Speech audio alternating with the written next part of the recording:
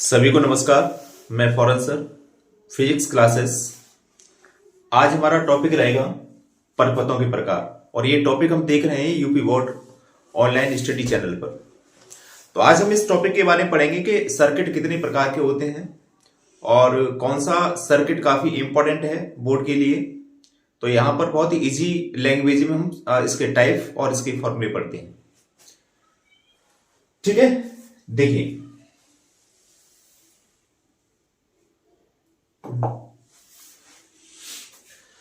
तो यह सर्किटों के प्रकार पढ़ेंगे हम, और सर्किट के टाइप बिल्कुल इजी लैंग्वेज में आपको याद कैसे हो। देखिए यहां पर ये सर्किट है, एक होता है एल और एक होता है सी और एक सिंबल है ये आर।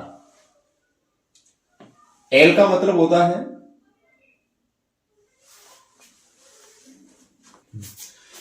देखिए एल का जो सिंबल होता है वो इस तरीके से रहता है। ये एल का सिंबल है, ये सी का सिंबल होता है और ये आर का सिंबल होता है। ये आर का सिंबल है ये, ठीक है। ये एल हो गया, ये सी हो गया और ये आर हो गया। एल का मतलब होता है यहां पे स्वप्रेरकत्व। स्वप्रेरकत्व या इसका दूसरा नाम होता है स्वप्रेरण गुणांक। स्वप्रेरण गुणांक होता है, इंग्लिश में इसे बोलते हैं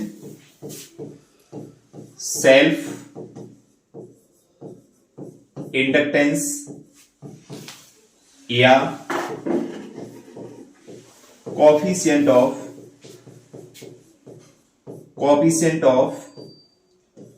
सेल्फ इंडक्शन। ठीक है, एल के बारे में होता है ये। और ये एल जो लिया जाता है किसके लिए? कॉइल के लिए। जहां भी कॉइल ये शब्द आएगा वहां पर आपको समझ लेना है कि किसकी बात हो रही है। एल की बात हो रही है, स्वप्रेरकत्व या स्वप्रेरण गुणांक की बात हो रही है। ठीक है, कॉइल की बात हो रही है। इसे हिंदी में क्या बोलते हैं? कुंडली बोलते हैं। कुंडली बोलते हैं इसे, ठीक है, कुंडली होती है ये। सी का मतलब होता है यहां पे कैपेसिटेंस होता है। कैपेसिटेंस होता है, कैपेसिटेंस का मतलब होता है धारता। धारता, कैपेसिटेंस का मतलब क्या होता है? धारता होती है। और ये जो धारता सिंबल यहां जैसे हमने ये कॉइल लिखा है, और ये होता है कैपेसिटर होता है। कैपेसिटर होता है, कैपेसिटर। और कैपेसिटर का मतलब होता है संधारित्र। कैपेसिटर किसके लिए होता है? संधारित्र के लिए होता है। संधारित्र, संधारित्र के लिए होता है। ठीक है, इसके बाद में आर का मतलब होता है यहां पे रेजिस्टेंस होता है। रेजिस्टेंस होता है ये, रेजिस्टेंस।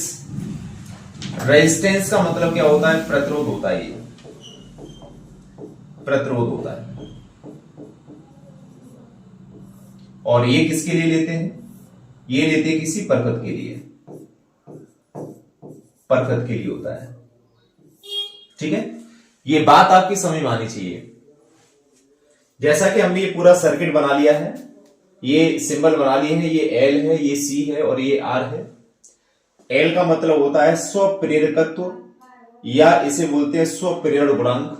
इंग्लिश में इसे बोलते हैं सेल्फ इंडक्टेंस या कोएफिशिएंट ऑफ सेल्फ इंडक्शन बोलते हैं। ये एल है, कॉइल के लिए यूज किया जाता है। ठीक है, ये किसके लिए यूज किया जाता है? कॉइल के लिए। और कॉइल का मतलब क्या होता है? कुंडली होती है। सी का मतलब क्या है? यहां पे ये एल हो गया, ये एल है, ये सी है। सी का मतलब क्या होता है? यहां पे कैपेसिटेंस होता है। कैपेसिटेंस का मतलब क्या है? धारता है। और ये किसके लिए यूज करते हैं? कैपेसिटर के लिए। और कैपेसिटर का मतलब क्या होता है? संधारित्र होता है। संधारित्र है ना, संधारित्र होता है। इसका एक दूसरा नाम भी होता है, इसे कंडेंसर भी बोलते हैं। कंडेंसर भी होता है, ये कंडेंसर है ना। कंडेंसर आपने नाम सुना होगा, जितने भी आपके पंखे होते हैं, टीवी है और आपका कूलर वगैरह होते हैं, इसमें कंडेंसर लगे होते हैं, वही कंडेंसर होता है, वही कैपेसिटर होता है। इसके बाद में ये जो आर है, आर का मतलब यहां प्रतिरोध होता है, आपने पहले भी पढ़ा है। प्रतिरोध है, धारा के मार्ग में होने वाली रुकावट होती है, प्रतिरोध है, रेजिस्टेंस बोलते हैं, प्रतिरोध बोलते हैं। और ये किसके लिए यूज होगा? ये यूज होगा किसी सर्किट के लिए। हालांकि सर्किट तो पूरा ही है, लेकिन जहां भी परपतीय शब्द हो वहां आर की बात होगी, जहां सी की बात हो वहां संधारित्र होगा, और यहां कॉइल की बात हो रही है वहां हम क्या लेंगे? एल लेंगे। इनके टाइप कैसे हैं, आपको इजी तरीके से कैसे याद होंगे, ये हम नेक्स्ट चैप्टर में देखते हैं, नेक्स्ट पेज में देखेंगे। देखिए ये आपका एल हो गया, ये सी है और ये आर है। यहां पर आपको देखो क्रम देखना है आपको यहां से, ठीक है। आप यहां से क्रम देखो, आप सबसे पहले नंबर 1 लिखेंगे यहां पे। पहले इनको सेपरेट तरीके से लिखना है आपको। सेपरेट का मतलब पहले हो गया यहां पे एल परपथ होगा, एल परपथ। फिर उसके बाद में दूसरा नंबर लेंगे, फिर हो गया यहां पे कितना? सी परपथ हो गया, परपथ। तीसरा कौन सा है यहां पर? आर सर्किट हो गया, यानी आर परपथ हो गया, ठीक है। तीनों मैंने कैसे लिखे? ये अलग अलग तरीके से लिखे, सेपरेट तरीके से लिखे हैं। फिर आपको कैसे करना है ये? फिर आपको लेना है कॉम्बिनेशन में, फिर आपको ये कॉम्बिनेशन में लेना है। तो कॉम्बिनेशन रहेगा एल का सी के साथ कॉम्बिनेशन रहेगा, सी का आर के साथ में कॉम्बिनेशन रहेगा, आर का एल के साथ में कॉम्बिनेशन रहेगा। पहले कॉम्बिनेशन वाले लिख लेते हैं।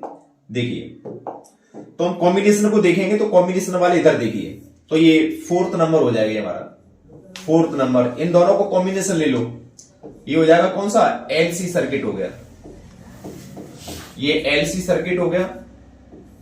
इसके बाद में सी का आर के साथ में लो, ये 5वां नंबर हुआ, ये हो जाएगा सीआर सर्किट हो गया, यानी सीआर परपथ हुआ। उसके बाद में आर का एल के साथ में लो, ये 6वें नंबर का हो गया, ये हो जाएगा आर का किसके साथ में? एल के साथ में लो, तो आर एल सर्किट हो गया, ठीक है। और एक बार क्या करेंगे आप? एक बार आपको सबको एक साथ लिखना है, तो ये हमारा अगला नंबर हो जाएगा कौन सा? 7th हो जाएगा। और एक बार आपको सीधा सबको एक साथ लिखना है, एल सी और आर, यानी एल सी और आर, ये सर्किट हो गया। तो आपको इस तरीके से ये तैयार करना है, ऐसे इनका क्रम याद करना है आपको, ठीक है। एक बार दोबारा से देख लेते हैं। आपको एलसीआर ये सीक्वेंस तो आपको याद रखना ही है। पहले आपको क्या करना है? इनको सेपरेट तरीके से पढ़ना है, जैसे एल सर्किट हो गया, सी सर्किट हो गया, आर सर्किट हो गया। फिर आपको कैसे करना है? 2-2 का पेयर लेना है ना, कॉम्बिनेशन लेना है। एल का सी के साथ में लेना है, सी का आर के साथ में लेना है, आर का एल के साथ में लेना है, और फिर सबको एक साथ पढ़ना है, एल सी आर। ये टोटल 7 टाइप के सर्किट होते हैं, 7 टाइप के सर्किट होते हैं, ठीक है। चलिए इनको और डिफाइन करते हैं इधर।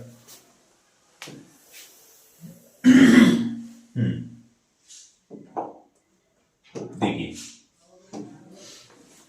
यहां पर जैसा कि हमने पढ़ा था, ये हमारा सिंबल है किसका? एल का सिंबल है, ये एल, ठीक है। एल का ये सिंबल होता है, ये कॉइल होती है ये।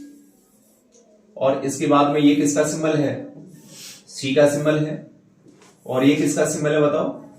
आर का सिंबल है ये, ठीक है। ये है, आप चाहें तो थोड़ा सा इनको कलर कर देते हैं, ये अलग कलर ले लेते हैं, ठीक है। ये हमारा क्या है? ये आपका एल हो गया, ये एल हो गया। और ये हमारा कौन सा? सी सर्किट है, यानी सी का सिंबल है ये। और ये किसका है?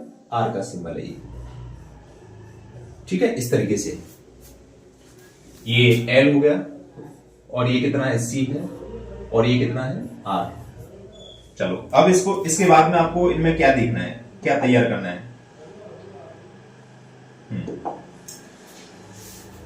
इस एल का जो रेजिस्टेंस होता है सर्किट के अंदर, एल का देखेंगे हम, एल का जो रेजिस्टेंस होता है वो एक्सएल होता है, एक्सएल, ठीक है। इसका जो रेजिस्टेंस होता है वो एक्ससी होता है, एक्ससी। इसका जो रेजिस्टेंस होता है इसे हम एक्सआर नहीं लिखते हैं, ये सेल्फ रेजिस्टेंस होता है तो हम इसे क्या लिखेंगे, आर ही लिखते हैं। लेकिन इस एल का जो रेजिस्टेंस होता है वो उसे एक्सएल लिखेंगे। अच्छा, एल क्या होता है, ये होता है इंडक्शन होता है ना, इंडक्शन होता है, यानी इंडक्टेंस होता है, सॉरी इंडक्टेंस है ये, और ये इंडक्टेंस है, और ये क्या है, कैपेसिटेंस है, और वो क्या है, रेजिस्टेंस होता है। यानी ये क्या है, स्वप्रेरकत्व होता है, और ये धारता होती है, और वो क्या होता है, प्रतिरोध होता है। और इनका ये रेजिस्टेंस है, इनका प्रतिरोध है वो एक्सएल, एक्ससी और ये एक्सआर। इसे क्या बोलेंगे, इसे बोलते हैं प्रेरण प्रतिघात बोलते हैं, प्रेरण प्रतिघात बोलते हैं इसे, प्रेरण प्रतिघात होता है। इसे बोलेंगे इंडक्टिव रिएक्टेंस होता है, इंडक्टिव रिएक्टेंस होता है, ये इंडक्टिव रिएक्टेंस होता है। इसे बोलते हैं धारतीय प्रतिघात होता है, ये होता है धारतीय, ये धारतीय प्रतिघात होता है, ये धारतीय प्रतिघात होता है। इसे बोलते हैं कैपेसिटिव रिएक्टेंस बोलते हैं इसे, क्या बोलेंगे इसे, कैपेसिटिव रिएक्टेंस होता है, ठीक है, कैपेसिटिव रिएक्टेंस होता है। और ये तो सेल्फ रेजिस्टेंस होता ही है, ये तो हमें पता ही है पहले से। इसे क्या बोलते हैं बताओ, रेजिस्टेंस बोलते हैं। ये बात समझ में आ रही है, ये क्या है, इनके रेजिस्टेंस है ये। जैसे एल का रेजिस्टेंस क्या है, एक्सएल, सी का रेजिस्टेंस क्या है, एक्ससी, आर का रेजिस्टेंस क्या है, आर। क्या बोलते हैं इसे, इसे बोलते हैं प्रेरण प्रतिघात, इंडक्टिव रिएक्टेंस बोलते हैं। क्या बोलते हैं, एक्ससी, क्या बोलते हैं, धारतीय प्रतिघात, कैपेसिटिव रिएक्टेंस होता है। और ये क्या है, ये सेल्फ क्या होता है, रेजिस्टेंस होता है। तो आपको इनके रेजिस्टेंस के बारे में पता होना चाहिए कि ये क्या होता है, ये एक्सएल होता है, और ये क्या बताइए, ये एक्ससी है, और ये क्या है, आर होता है। अब इनके थोड़ी सी वैल्यू भी पढ़ लेते हैं, ठीक है। देखिए, ठीक है, आया समझ में। आप देख लीजिए, ये इधर हमने क्या किया, ये पूरे इसके टाइप्स लिख दिए हैं, पूरे 7 टाइप के सर्किट हैं। और उधर हमने क्या किया है, उधर तीनों जो एल सी आर है उनके रेजिस्टेंस के बारे में लिखा है, जिसमें एल का रेजिस्टेंस क्या है, एक्सएल, एक्ससी और आर, और इनको कहते क्या है उनके बारे में मैंने आपको बता दिया। थोड़ा सा और डिटेल में पढ़ लेते हैं इसे, क्लियर। चलिए, तो ये तो क्या है, इनके रेजिस्टेंस है। इधर रेजिस्टेंस की कुछ वैल्यू भी होती है, उन वैल्यू को देख लेते हैं। यहां लिखेंगे वेयर, यहां पर जो एक्सएल होता है, एक्सएल की वैल्यू होती है ओमेगा एल होती है। क्या होती है, ओमेगा एल, ठीक है। ओमेगा एल है, जहां एल क्या है, ये होता है इंडक्टेंस होता है ना। कौन सा इंडक्टेंस है ये, सेल्फ इंडक्टेंस है ये, स्वप्रेरकत्व। क्या बोलते हैं इसे, इसे बोलते हैं स्वप्रेरकत्व बोलते हैं, स्वप्रेरकत्व, ठीक है, स्वप्रेरकत्व। और ये क्या है, ये कोणीय वेग होता है, एंगुलर वेलोसिटी होती है ये, ठीक है। क्या है ये, कोणीय वेग होता है, कोणीय वेग होता है ये। और यहां पर कोणीय वेग की वैल्यू कितनी होती है, ये भी देख लेते हैं। ओमेगा इक्वल टू होता है 2 पाई अपॉन टी होता है, 2 पाई अपॉन टी। 2 पाई क्या है, टी क्या है, ये भी देख लेते हैं। 2 पाई होता है एक पूरे चक्कर में घूमा गया कोण होता है। टी क्या है, एक पूरे चक्कर में लिया गया समय। एक पूरा चक्कर क्या है, ये देख लेते हैं।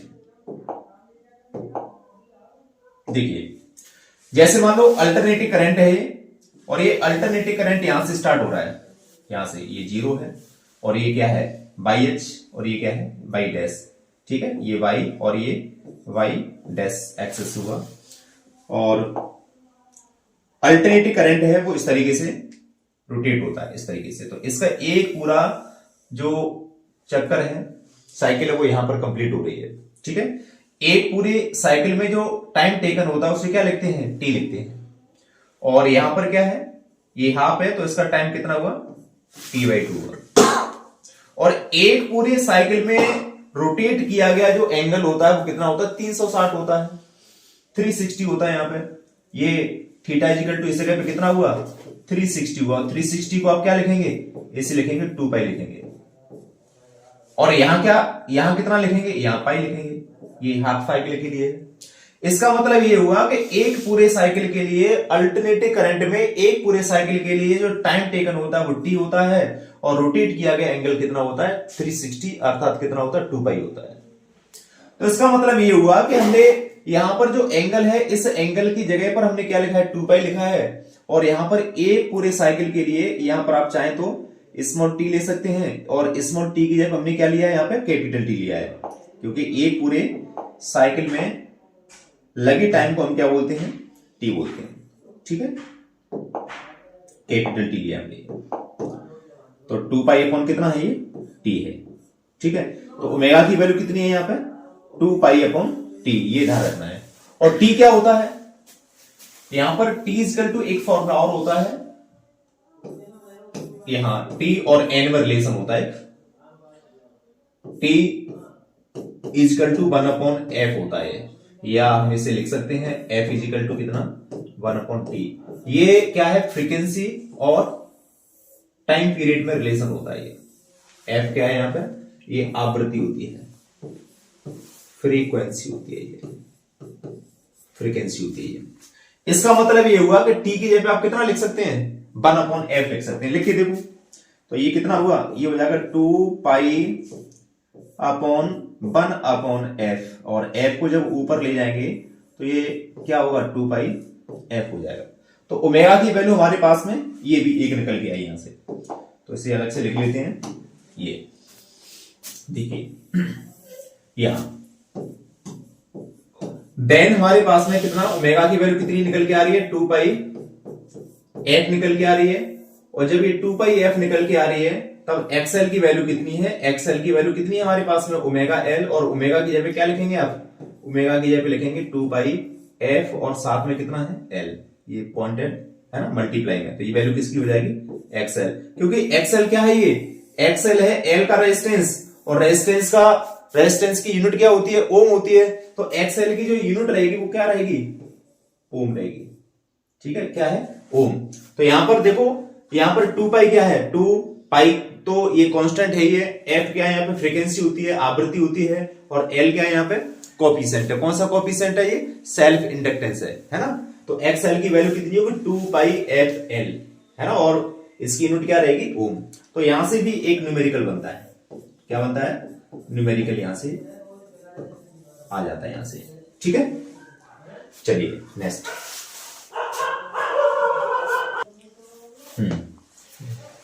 ऐसे ही अगला नेक्स्ट देखिए, XC के बारे में, XC। तो आपसे नेक्स्ट पॉइंट दे दो, दूसरा XC क्या बोलते हैं, इसे बोलते हैं कैपेसिटिव रिएक्टेंस बोलते हैं, कैपेसिटिव,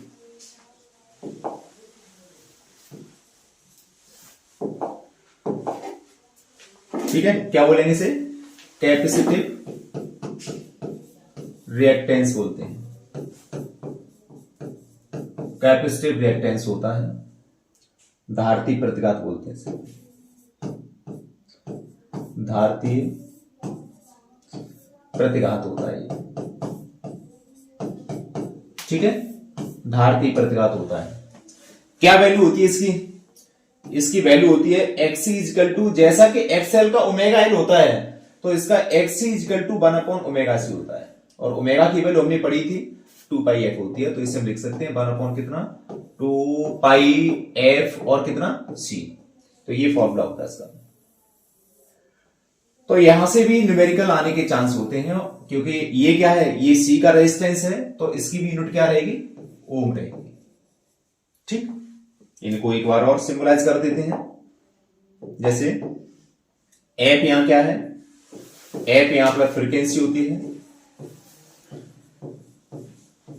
फ्रीक्वेंसी होती है ये, सी क्या होती है यहां पे, ये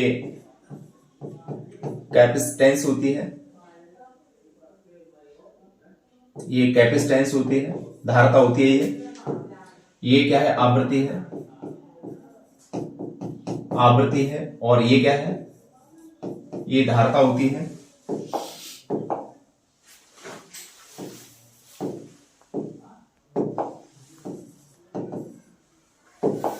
ठीक है, ये क्या है, धारता होती है, ये धारता होती है ये। इसमें आवृत्ति की जो यूनिट होती है वो हर्ट्ज होती है, जिसे एच जेड से लिखते हैं, और ये क्या होती है, ये फैराड होती है, ये फैराड होती है। फैराड का सिंबल क्या है, फैराड का सिंबल होता है एफ। इसके भी और भी छोटे यूनिट होती है सी की, तो इसकी छोटी जो यूनिट होती है, स्मॉल यूनिट है, नंबर 1 होता है, 1 माइक्रोफैराड होता है, और 1 माइक्रोफैराड में होता है 1 × 10⁻⁶ फैराड होता है।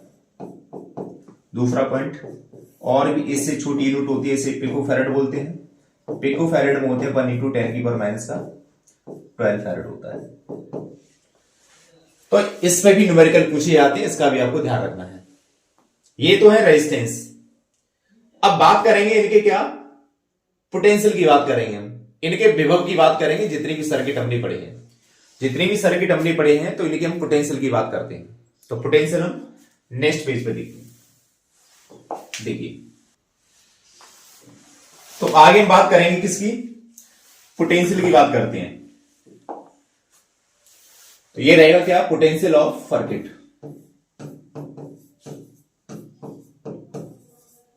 पोटेंशियल ऑफ सर्किट,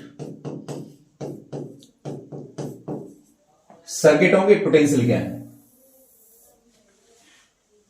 ठीक है, देखिए, तो जैसा कि हमने ये पहला क्या माना था, एल माना था, दूसरा क्या था, सी था, और अगला कौन सा था, आर था। हमने इनके बारे में पढ़ा था, इनको हम ऊपर लिख लेते हैं। जैसे ये किसका है, एल का है, और ये किसका है, सी का है, और ये किसका है, आर का है। इनके रेजिस्टेंस के बारे में हमने क्या पढ़ा था, इनके हमने जो रेजिस्टेंस पढ़े थे, रेजिस्टेंस हमने पढ़े थे इनके, तो इसका रेजिस्टेंस क्या पढ़ा था हमने, एक्सएल पढ़ा था, इसका रेजिस्टेंस क्या पढ़ा था हमने, एक्ससी पढ़ा था, और इसका क्या है, ये सेल्फ रेजिस्टेंस है, आर पढ़ा था।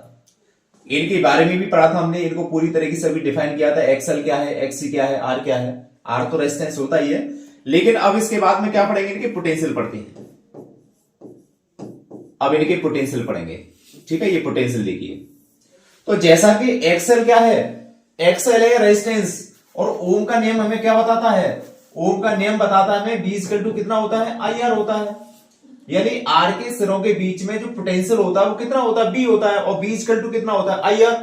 तो इसी तरीके से L के बीच में, यानी एक्सएल है, एक्सएल की जो पोटेंशियल होगा, तो इसका पोटेंशियल कितना होगा बताइए। इसका जो पोटेंशियल होगा, उस पोटेंशियल को हम किससे लिखेंगे, BL से लिखेंगे, और इसका जो पोटेंशियल होगा वो क्या लिखेंगे, BC लिखेंगे, BC, और इसका पोटेंशियल क्या लिखेंगे बताइए, BR लिखेंगे, BR। जिस तरीके से B = IR होता है, उसी तरीके से इस BL की जो वैल्यू होगी, इस BL की वैल्यू क्या होनी चाहिए, IR। लेकिन R की जगह कौन काम कर रहा है, यहां पे XL काम कर रहा है, XL।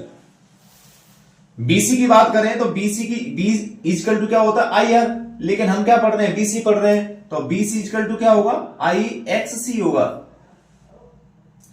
और BR की वैल्यू कितनी होगी बताइए, BR = क्या होगा, IR। ये रहेगा।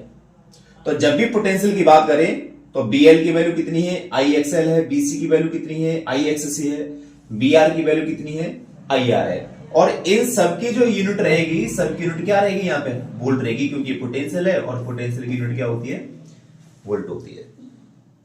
ठीक है, इस तरीके से रहता है। अब हम बात करते हैं, इनके कुछ फॉर्मूले और पढ़ लेते हैं। ठीक है, देखिए, जिसमें सबसे ज्यादा जो इंपॉर्टेंट है वो एलसीआर सर्किट होता है। तो हम एलसीआर के कुछ यहां फॉर्मूले पढ़ेंगे हम। देखिए फॉर्मूले ऑफ एलसीआर सर्किट, फॉर्मूले of LCR circuit. LCR circuit के कुछ फॉर्मूले हैं। तो एलसीआर सर्किट के फॉर्मूले में पहला फॉर्मूला आपको ध्यान रखना है, इसकी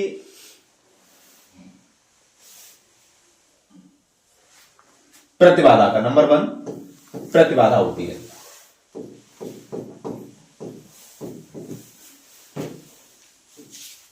प्रतिबाधा, और प्रतिबाधा को किससे लिखते हैं? जेड से लिखते हैं। और जेड का जो फॉर्मूला होता है यहां पे, जेड इक्वल टू होता है रूट के अंदर एक्सएल डिफरेंस एक्ससी का स्क्वायर, एक स्क्वायर में प्लस आर का स्क्वायर, ये फॉर्मूला। ठीक है, इंपीडेंस का क्या बोलते हैं? इसे इंपीडेंस बोलते हैं। इंपीडेंस का फॉर्मूला पता होना चाहिए, इंपीडेंस है ये। दूसरा फॉर्मूला आपको पता होना चाहिए इसका, रिजल्टेंट पोटेंशियल।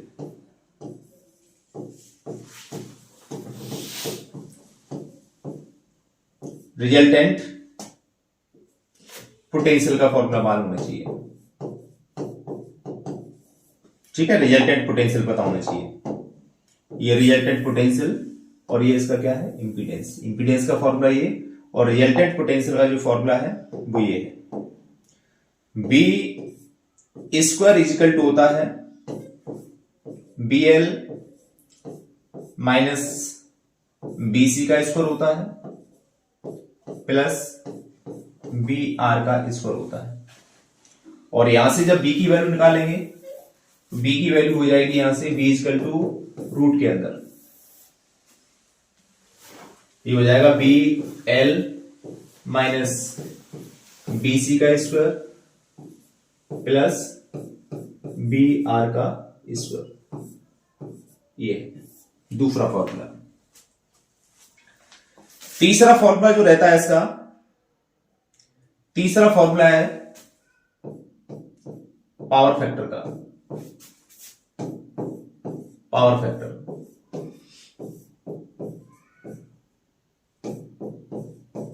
पावर फैक्टर का इसे हिंदी में बोलते हैं शक्ति गुणांक। शक्ति गुणांक होता है ये, और शक्ति गुणांक को लिखते हैं कॉस फाई।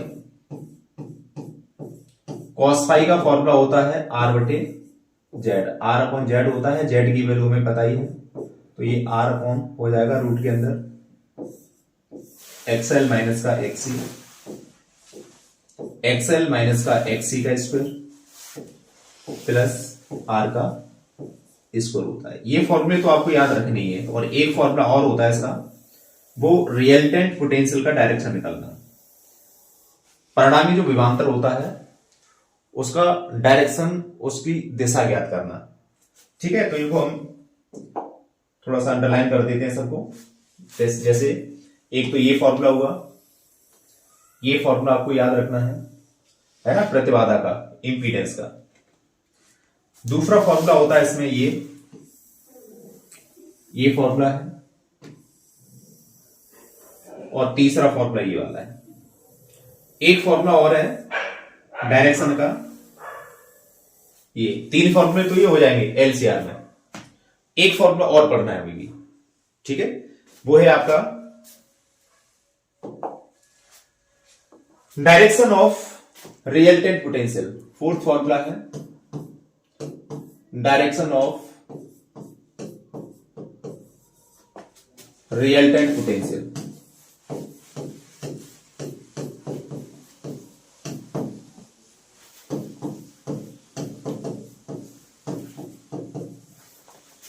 परिणामी विभवांतर की दिशा ज्ञात करना। परिणामी विभवांतर, परिणामी विभवांतर की दिशा। ठीक है, इसे हम या कला भी बोलते हैं, कला, और कला को बोलते हैं फाई। और इस कला या इस डायरेक्शन को हम लेते हैं टेन में, तो टेन फाई इक्वल टू होता है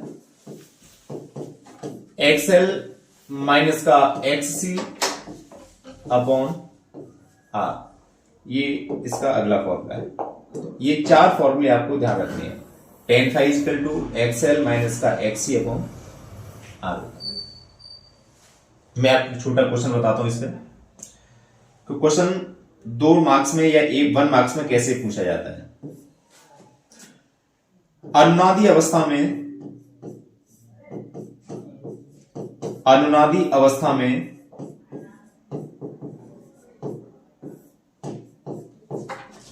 एलसीआर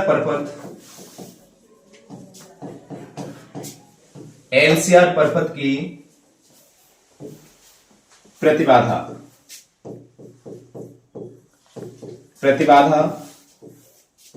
तथा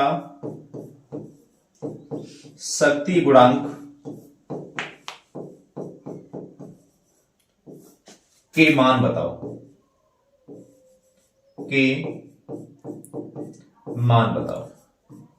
इस तरीके से क्वेश्चन पूछा जाता है। अगर इनमें से एक वैल्यू पूछी जाएगी तो 1 मार्क्स में होगी, और अगर ये दोनों वैल्यू पूछी जाती है तो 2 मार्क्स में होती है ना। यही हमारे पास में स्पेस है, यही ले लेते हैं इधर, क्योंकि यहां पर हम 2 वैल्यू की बात कर रहे हैं, तो दोनों वैल्यू को आप समझ लो। यहां किस सर्किट की बात हो रही है? ये बात हो रही है एलसीआर सर्किट की। कौन सी स्थिति में? अनुनादी स्थिति में, है ना, in the case of resonance, अनुनादी अवस्था में। तो सबसे पहले हमें इसका फॉर्मूला पता होना चाहिए, दोनों के फॉर्मूले हमें पता होना चाहिए। तो इसके फॉर्मूले होते हैं, पहला फॉर्मूला इसका इंपीडेंस का है, तो इंपीडेंस का जो फॉर्मूला होता है, जेड का फॉर्मूला होता है वो ये होता है, रूट के अंदर एक्सएल माइनस का एक्स सी का स्क्वायर होता है प्लस आर का स्क्वायर होता है। ठीक है, जब भी रेजोनेंस की कंडीशन होती है, अनुनाद की स्थिति होती है, तो यहां लिखेंगे अनुनादी अवस्था में। अनुनादी अवस्था में आपने जब भी ये एलसीआर सर्किट पूरा कंप्लीट पढ़ा होगा तो आपने देखा होगा कि एलसी सर्किट जब हम पढ़ते थे तो एलसी सर्किट में इन द केस ऑफ रेजोनेंस यहां एक्सएल और एक्ससी कैसे होते हैं? बराबर होते हैं। यानी एक्सएल की और एक्ससी की वैल्यू आपस में कैसी होती है? बराबर होती है, इक्वल होती है। तो एक्सएल इक्वल टू कितना होता है यहां पे? एक्ससी होता है। ये कौन सी कंडीशन है? ये कंडीशन कौन सी है? अनुनादी अवस्था है। अनुनादी अवस्था में यहां पर जो एक्सएल होता है ना, ये एक्सएल और एक्ससी के कैसा होता है? बराबर होता है। प्रेरण प्रतिघात धारती प्रतिघात के क्या होते हैं? बराबर होते हैं। जब इन वैल्यू को यहां पर इक्वल रख के देखेंगे तो यहां जेड की वैल्यू देखो कितनी आ जाएगी।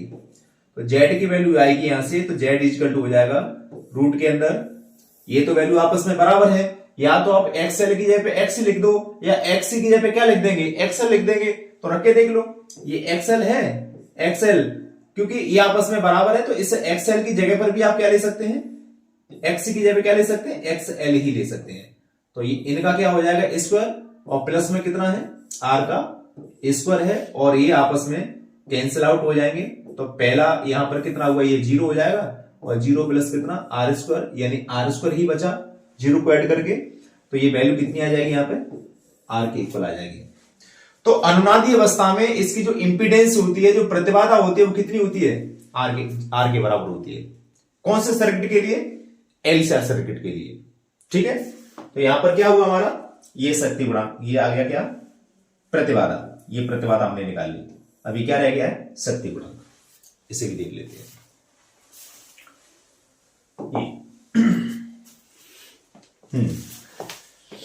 तो यहां पर हमारा जो प्रतिबाधा है, प्रतिबाधा कितनी निकल के आई है? प्रतिबाधा निकल के आई कौन? कितनी? आर के इक्वल निकल के आई है अनुनादी अवस्था में। अब हम क्या देख रहे हैं? अब देख रहे हैं यहां पे पावर फैक्टर। तो हमारा ये पावर फैक्टर होगा, पावर फैक्टर पावर फैक्टर को किससे लिखते हैं? पावर फैक्टर को लिखते हैं cos फाई से, और cos फाई इजिकल टू कितना होता है? R अपॉन Z होता है। In the case of resonance Z equal to कितना होता है? R। तो यहां पर पुटिंग कर देंगे, पुटिंग Z इजिकल टू कितना? R। कौन सी स्थिति में? In case of resonance, in case of resonance, अनुनाद की अवस्था में। जब अनुनाद की अवस्था में Z R के इक्वल है, तो इस Z की जगह पर जब R पुट करेंगे तो यहां पर cos फाई की जो वैल्यू हो जाएगी वो ये हो जाएगी R अपॉन Z की जगह पर भी आपको क्या लिखना है? R लिखना है, और R से R कैंसिल आउट होने के बाद में cos फाई इक्वल टू कितना हुआ? 1 के बराबर हो जाएगा। आपको इससे ज्यादा और नहीं निकालना है, ये नहीं करना है कि cos फाई इक्वल टू 1 आ गया तो आप ये देखें कि cos के अंदर 1 कितने की वैल्यू होती है, ये नहीं देखना है आपको, एंगल नहीं देखना है आपको, सिर्फ क्या फाइंड करना है? यहाँ पे पावर फैक्टर फाइंड करना है, और पावर फैक्टर अपने आप में क्या है? cos फाई है। तो ये cos फाई को हम क्या बोलते हैं? इस cos फाई को पावर फैक्टर बोलते हैं। इसी की वैल्यू आपको फाइंड करनी है, तो इसी को हम क्या बोलेंगे? Power factor. इसी को शक्ति गुणांक बोलते हैं। तो आपको यहां से 2 क्वेश्चन पूछे जाते हैं। अगर ये शॉर्ट क्वेश्चन पूछे गए कि अनुनादी अवस्था में आपको एलसीआर परपथ की प्रतिबाधा और क्या शक्ति गुणांक बताना है, ठीक है। In the case of resonance find the value of impedance and power factor in LCR circuit. तो एलसीआर सर्किट के अंदर रेजोनेंस की कंडीशन में यहां से जो इंपीडेंस निकल के आती है वो कितनी निकल के आती है? आर के बराबर निकल के आती है, और इसका जो पावर फैक्टर निकल के आता है वो कितना निकल के आता है? 1 निकल के आता है। तो मुझे उम्मीद है कि आपको ये क्लास बहुत अच्छी लगी होगी। अगर आपको ये क्लास बहुत अच्छी लगी है तो अन्य बच्चों में आप इसे शेयर करें, जिससे कि बोर्ड के एग्जाम बहुत नजदीक आने वाले हैं और ये वीडियो आपके लिए बहुत हेल्पफुल रहेगी। Thank you.